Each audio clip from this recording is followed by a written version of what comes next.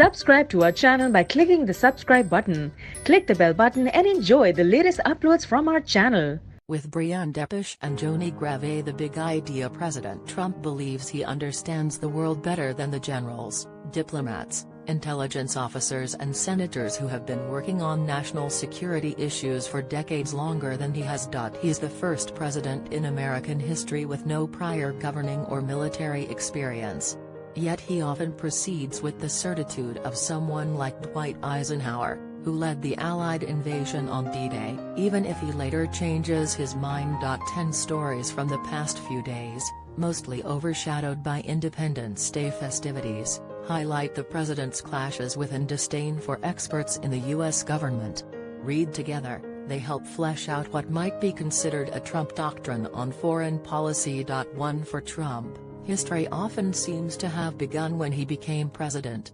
GOP lawmakers went to the White House last month to hear President Trump's case for lifting U.S. sanctions on the Chinese telecommunications giant ZTE, Erica Werner and Josh Dawsey report in today's paper. But even as Trump tried to convince his skeptical listeners that it was all part of a grand plan to win China's help on North Korea, he threw in a jab. None of you, Trump told the lawmakers, had even heard of ZTE before the most recent flap. The lawmakers had indeed heard of ZTE.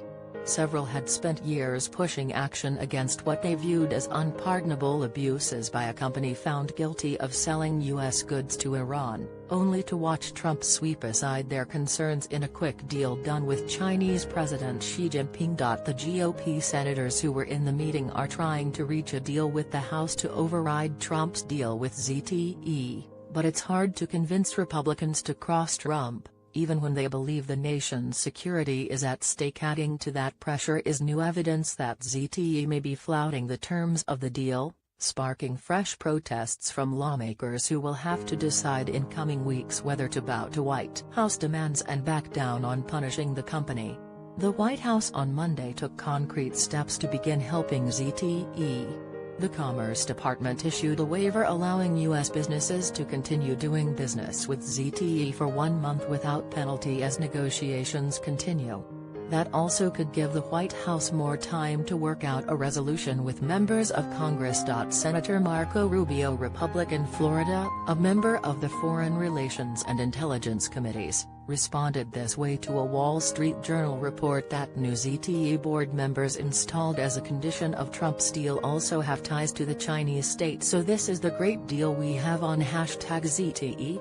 They replace board members with new directors handpicked by the controlling shareholder, who in turn is backed and controlled by the #China government.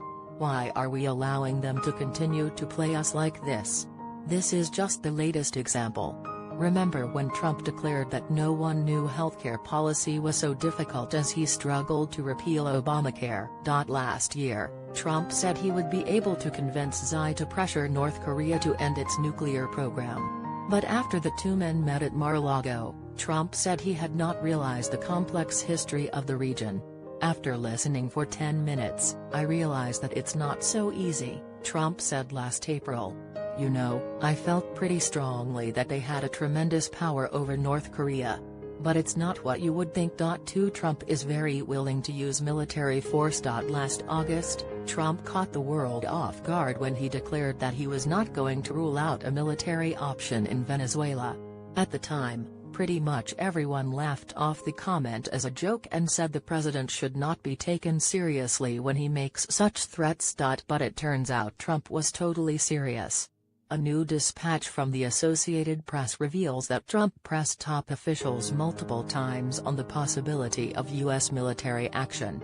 The day before that public statement, during an Oval Office meeting about sanctions, Trump asked why he couldn't just order an invasion of the troubled country. The suggestion stunned those present at the meeting, including U.S. Secretary of State Rex Tillerson and National Security Advisor H.R. McMaster, both of whom have since left the administration, the AP's Joshua Goodman reports.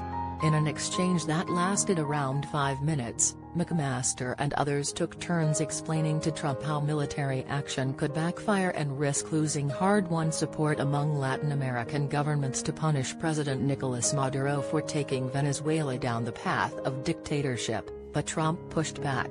Although he gave no indication he was about to order up military plans